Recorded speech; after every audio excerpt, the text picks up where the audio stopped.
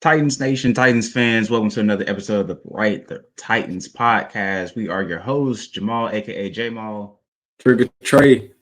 and we are here to discuss as the Tennessee Titans beat the Miami Dolphins. Man, what a game! It's probably not how exactly what we wanted it to be, but we got the dub. We Yeah, are yeah, now that's all one that and three, matters. heading to the bye week. What are your thoughts on the game, Trey? Hey, that was a good win, good motivational win. Even though Will Levis wasn't in, the win means much more than Will Levis playing that game. So it was just great to have a win before the bye week. Sets us up for a long rest of the season now. Yeah, that was one heck of a win. Like I said, it's not exactly how we wanted it to play out. But again, we got the dub, we got the momentum going. Um, yeah, it was a tough win. And man, what about that defense though? That defense Ooh, was ruthless. ooh, T Sweat, 6 tackles, 2 tackles for long. Hey, T Sweat was eating the other night. He was going crazy. Without Big Jeff, Right. hey, did He Aaron wasn't he Brewer wasn't playing dirty. around for sure. He was not playing Man, around. Yeah, credit the linebackers as well. They were pursuing to the ball. Tyreek Hill, I think he had less than 30 yards receiving. I mean, that's yeah, always a something like good that. day. Yeah, Yeah. same thing with Jalen Waddle. We kept them contained. We kept them on the bench, like I said. Like you said as well. Want them to get cold. We want our defense to get cold and want our offense to be out there for most of the part. And they were. And so that Yeah. was a one heck of a win. Now, again, if you turn to the Seahawks and the Lions game, that's a completely different game because they were throwing it down the field, marching down the Man. field left and right. And I Yeah. think that's what we wanted as a Titans fan. I think that's what we're ready for is to have Hmm. it to where we're just marching down the field, kicking field goals, scoring touchdowns. Our quarterback gets around 350 yards passing, just like Geno Smith did the other Yeah. night. But it's in due time. It's going to come in due time. Hmm. Right now, we just have to keep being patient. This is the hardest thing about being a Titans fan right now. It's just being patient just because it is a new offense, it's a new head coach, new coordinators, new offensive line. Everything is pretty much new. And eventually we're going to have a new stadium. So everything is new right now. So right now we just need to be patient with it. What do you think about the offense? Uh, the offense, it was just a slow paced game. Just get down the field, get three for half of the game. Just get down the field in Nick Folk range, get three. Don't lose us the game, especially when we're in scoring distance. So the offense didn't look too bad. It was more run based. Uh, Brian Callahan even said it. The reason he took Will Levis out was not only because he was hurt, but because the rest of the game plan was just run the ball. Because Tajay Spears and Tony Pollard was doing their thing. So the run game was looking decent. O-line was able to open up a couple holes on that Tony Pollard 41-yard run. So it was just a pretty just chill, relaxed game for the Titans offense today. Yeah, it Today? definitely was. We were able to establish a run. We were able to figure out exactly like another game plan because we know that the passing game really wasn't really there. And Mason Rudolph came in. He didn't turn the ball over for one. He protected the ball, took what the defense gave him, and we ended up with the win. So that leads me to my question: is Mason Rudolph QB1 moving forward after the bye week? Is Mason Rudolph going to establish himself as QB1 to get us into the playoffs? What are your thoughts on that? Absolutely not. Absolutely not. He went 9 for 17, 85 passing yards, and you had 3 quarters to do that. Even though we ran the ball, 9 for 17 is kind of crazy. I need more out of that if you're going to be the starter, especially. And so one completed pass after the half, that's not starter. No matter how much you're up, you're at least completing more than one pass with the rest of the half to complete a pass. So Mason Rudolph is not the starter. Brian Callahan even said that when Will Levis is healthy, he is the starter. And for the rest of the season, I hope he will be the starter. So you're saying play Will Levis from weeks to come, even next week, even the week after that, is the Colts game like his do or die game? Is that the game that's we're going to look at and see like, hey, this is the guy that we're going to roll with, or is it, hey, we're just going to hand the keys off to Mason Rudolph? It's the very next game, that type of game. No, he doesn't have. He had until like week 14 for me to finally to not only click but like actually be able to drive our offense down the field with no big mistakes. But I'll give him at least to like week 7, 8 to like start finding his bearings. If he doesn't have it by then we're picking first overall. And to be honest, I want Will Levis to do at least show us something this season because the draft class for quarterbacks not looking too bright. I don't want Quinn Ewers, like I don't want Shadur Sanders. Carson Beck wasn't looking too good. So I hope Will Levis does good and he has the whole season and maybe next season to fight. I don't know that. I feel like that quarterback room is pretty nice coming out this draft. I mean, Jalen Milroe. I think I like Quinn Ewers. I like Shadur Sanders as well. I don't think he fits his scheme, and so I don't think we'll, entertain that type of thought. To be honest with you, again, it could be another conversation later down the road. Yeah. But you got was it Dylan Gabriel from Oregon? I mean, it's a pretty nice draft class, to be honest with you. But again, I agree with you in terms of just keeping Will Levis out there. He is QB1. He's not going anywhere right now. We got to still figure out, if he is the guy to go with. That's just plain and simple. There's not enough games yet. We hadn't figured that out yet. It's only been 4 games, and we're on a bye week right now. Let's have him get healthy. Let's have him come back, and we'll see exactly what we got in the QB. So now let's talk about MVPs. We got to get some awards out as far as your MVP. So we're going to start with the defense. Who is your defensive MVP for the Miami Dolphins game? Oh, Meatloaf. oh, T Sweat. Meatloaf. Oh, Meatloaf. T Sweat did his thing, was pursuing to the ball, just going crazy. So I think it was next play. Meet him. Come on. Yeah, he was definitely a beast. He was everywhere. The fact that they were able to force everything back to the middle, exactly what we wanted to. We didn't want Tyreek Hill or Jalen Waddle to get on those edges. Everything was going towards the middle. So like this play right here, he's trying to get to the outside. Boom. He's met in the middle by T Sweat right there. So that's going to be the same thing. T Sweat is going to be my player of the game on defense. That play right there, that was a 3rd down, ended up being a 4th down. And after that play on 4th and 1 or 4th and inches, we were able to stop them for sure. So I think definitely T Sweat is going to be my defensive player of the game. Credit the linebackers. They were pursuing to the ball. Credit the DBs as well. I think you said some honorable mentions on defense was Brownlee. He made sure that he contained Jalen Waddle. And again, we are going against Huntley, Snoop Huntley, but at the same time, he's a quarterback.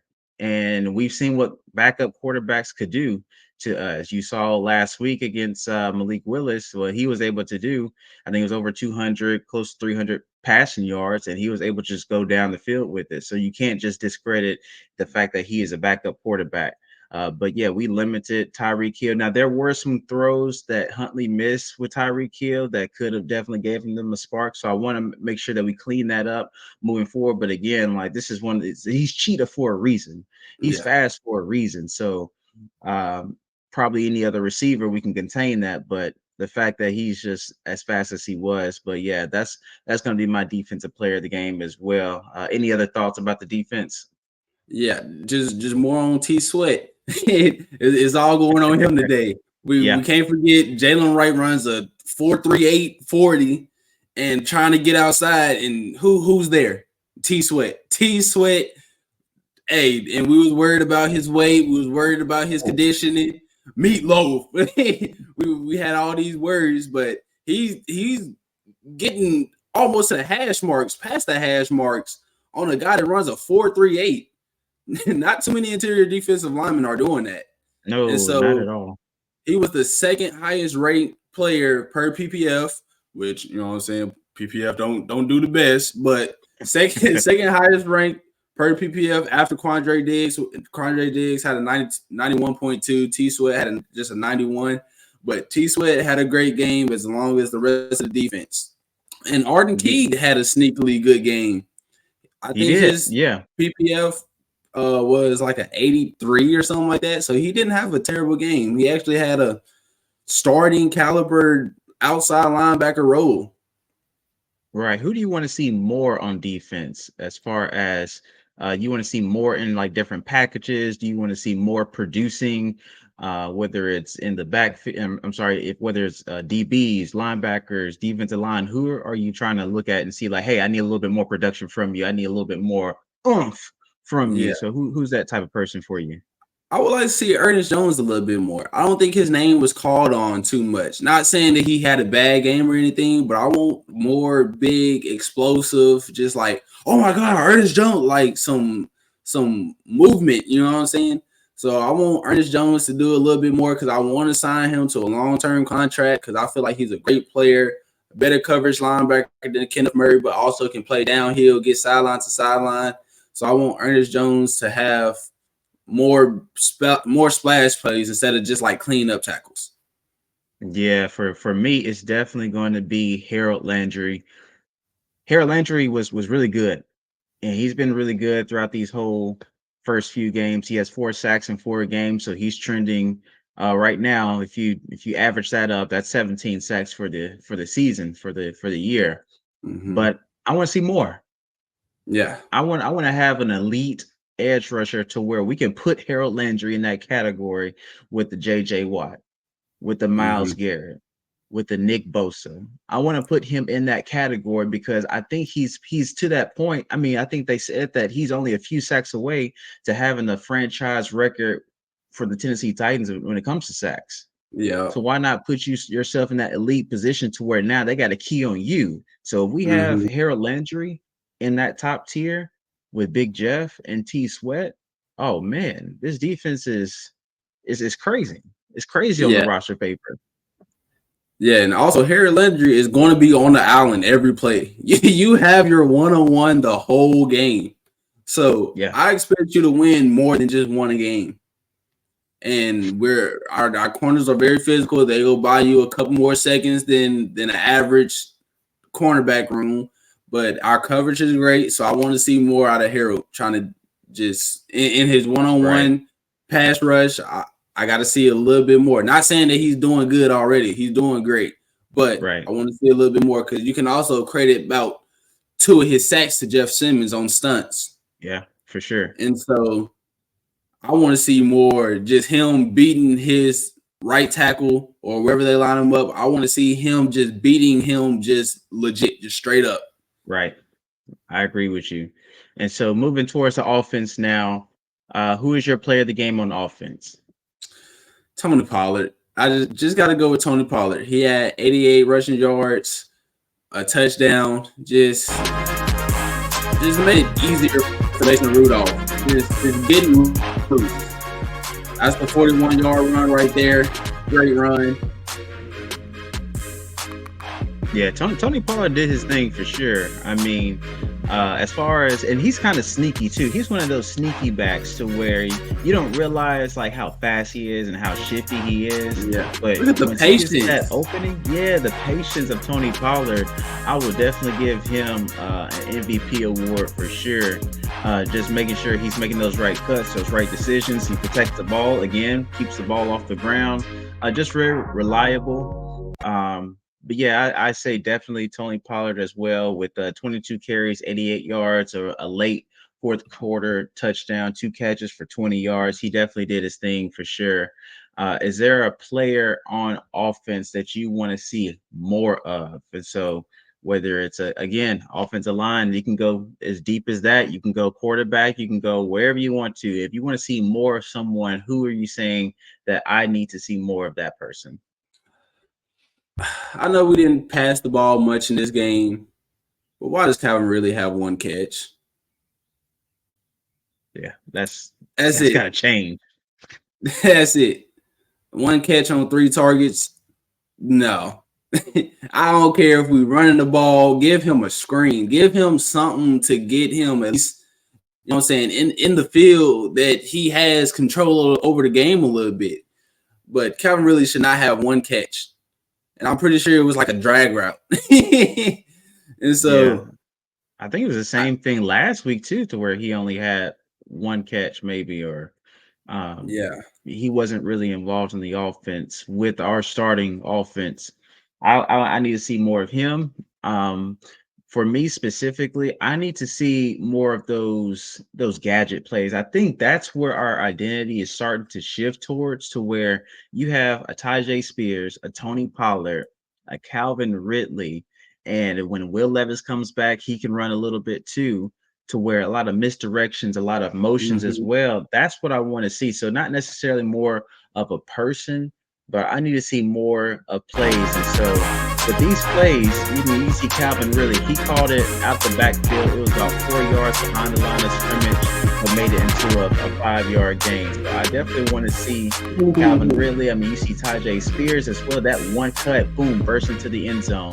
And see this play right here, motion here, Tyler Boyd going into motion, and then you hand it off. If you're doing some of those gadget plays, those misdirection plays, that's exactly what I want to see. And right here, a pitch, boom, reverse for about 10, 12 yards right there. I want to see more of that. I think that right there is a Titans identity factor. If we can do a little bit more in those misdirection plays, those more end arounds, jet sweeps, a lot of motion here, a lot of motion there, pitches. I think that right there can make the Titans dangerous. We can almost, and don't quote me on this, but we can almost look very something like like a Lions offense, really. Because I mean, they got playmakers all across the board. Yeah. Our I mean, if our quarterback can produce, we can look something like that, to where we can actually put some points on the board. 20 Mm-hmm. points not going to beat us anymore. You got to put up 30. Yeah. Yeah. Because our defense is not letting up more than 14 on a given week, give or take, Yeah. because they're balling right now without Big Jeff. They're balling without our second cornerback. Jarvis Brownlee stepped up, had a great game, and last week I said I ain't gonna expect him to have under two receptions, 13 yards, giving up. Yeah, you Well, did say I that. think I think that's exactly what he allowed. 2 receptions on like 11 yards or something like that. He had a great game. Yeah, and also while you're at it, if you're watching this video, make sure you like, comment, and subscribe. We appreciate the love. I think we're up to 28 subscribers, so appreciate all our Mm-hmm. subscribers out there. Thank you. We may have to do a giveaway once we get to 50 subscribers. So if you're watching this, if you watched this before, make sure you like, comment, share with someone. Even if they're not Titans fans, we cover all football related topics. We can go over fantasy football, we can go over the draft, future draft, and so we'll look at some film to see exactly what the future prospects look like, and then also put your questions in the comment. We'll make sure that we answer those as well. But we appreciate the love. We appreciate all our support, followers, and subscribers as well. Thank you very much for that. Um, and yeah, so with Monday Night Football, we're going into the bye week. We get to rest up, we get healthy, and then we come back at home against the Colts. And so we're going to do our keys to the game when it comes to the Colts as well. But one heck of a game on Monday Night Football. I know, again, it's not exactly how we wanted it to be, in terms of, oh, we only had 87, 80 something passing yards by Mason Rudolph. And then Will Levis got hurt a little bit, so he didn't have a lot of passing yards. But yeah, final thoughts on the game. Just happy for a win. Just a momentum shift in the locker room. Brian Callahan's first game, first win as head coach. That means a lot for a head coach. So just a step in the right direction. Even though we're going against the third string quarterback, Yeah. but it's the principle of the matter. That's as simple as that. It's just the principle of the matter. It's great to get a dub, just something to build off of, something to look forward to after the bye week. So just great to have a win. Yeah, I know that's huge for a head coach coming in for the very first time, getting a win at an away game too. That's got to be a huge confidence booster, a huge momentum boost as well. I don't know if you've ever done something first for the first time before, but you keep losing over and over again. But when you finally get that win, it's like, oh, I figured it out. I got it. And I Yeah, I think can't that be was a stopped. very yeah, we don't want to go to the bye week with 0 wins, and now we have to wait until we play another game to get a win. That's just a huge Mhm. momentum killer. But I was able or we were able to go ahead and get this win, which this was a much needed win. So credit the Titans to come out with it as well. Now I did hear and tune in for our next episode about a few trade rumors, and I'm not talking Devontae Adams either. Mm-mm. We'll discuss that. We'll discuss that. So Mm. tune in next week. I don't know what's going on right now in the Titans room. So trade deadline is quickly approaching about next month. And so we'll see if that's a possibility on the Tennessee Titans. But yeah, before we go, we want to do a little Titans trivia one more time, or at least we may have to make this a weekly thing for you, Trey. Just a little Oh, Titans facts. trivia.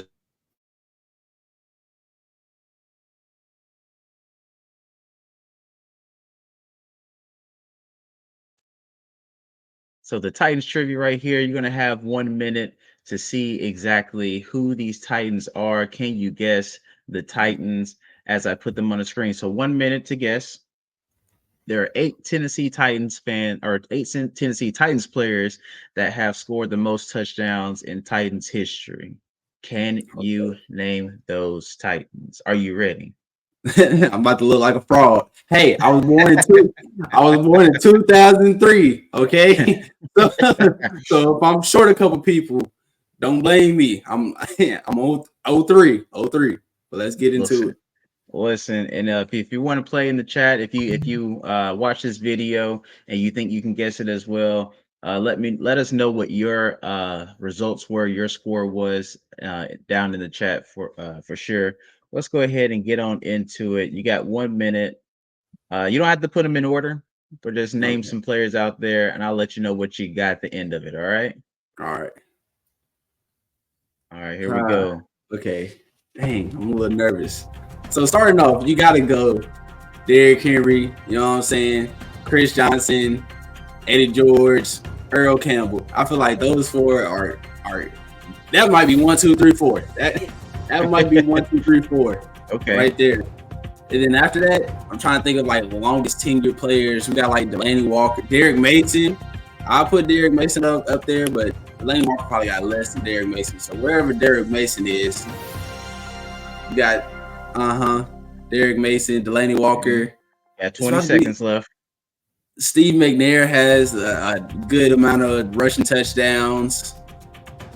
Uh oh, 10 seconds. other, other than that, that's pretty much all I got. Four running backs: Derek Mason, Nate Washington might be out there. I don't know. All right. And so I'm gonna give you your results right here. Okay. You did really good. I'm not even gonna lie to you. You did really good. You got 7 out of 8 Ooh. of the football players. You are missing just one. It is not Earl Campbell. He did not make the list. Nate Washington, it did make the list, which I was surprised. That's the one Ooh. I That's did not crazy. get. That's But as crazy. far as the Tennessee Titans, this one may surprise you. We got Arthur AJ. Brown as number Ooh. 8 making the list. You wouldn't think that he made the list because you didn't think that he was there for a long time, but No. he is up there, at least when it comes to the Titans organization. I don't know about Earl Campbell because I know he played with the Oilers. But as far as the Tennessee Titans go, correct me if I'm wrong, chat. If I'm missing a player, just let me know. But yeah, Derrick Henry number 1, Eddie George 2, CJ 2K at number 3, D Mason at number 4, Steve Air McNair, RIP to Steve McNair. And there's a Netflix series about him. I gotta watch that. I know It's I heard good. some, It's yeah, I good. heard some really good things. I gotta watch that. So Steve McNair, number 5, Delaney Walker. Side note, I met him at the mall. He's a really cool guy. It was about years ago when the Marcus Mariota was playing for the Tennessee Titans. So really shout out to Delaney Walker at number 6.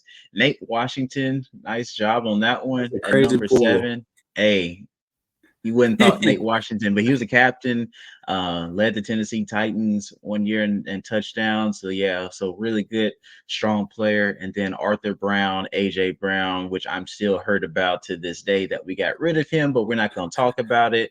I'm still recovering, still recuperating from it. I did not see that coming. I don't think any Titans fan saw that coming. No. As you can see, I'm still upset about it, but we're not going to talk about it. But yeah, so those are 8 Titans. Nice job on that one. But yeah, any last thoughts before we head on out of here? Get into the bye week, get healthy. We're winning against the Colts. I said it. We're winning against the Colts. Will Levis is finally go click. He gonna have 0 turnovers. I said it. 0 turnovers against the Colts. Yeah, I mean the Colts, they got a pretty good defense, and we'll break down that film for our next video to see exactly what our keys to the game are against the Colts. So tune in next week or probably in a few days. We'll probably put out another video just to see exactly what we got going on against the Colts. We got a bye week coming up, so we may do some fantasy lineup. We may grade some free agents. We hadn't done that yet. All the free agents that we acquired this offseason, we may grade those as well. So yes, we got a lot more content coming out with us as well. But yeah, we appreciate y'all. Thank you for showing up to the Right Titans podcast. Again, this is Jay Maul. Trigger Trey. And we are out. See ya. See ya.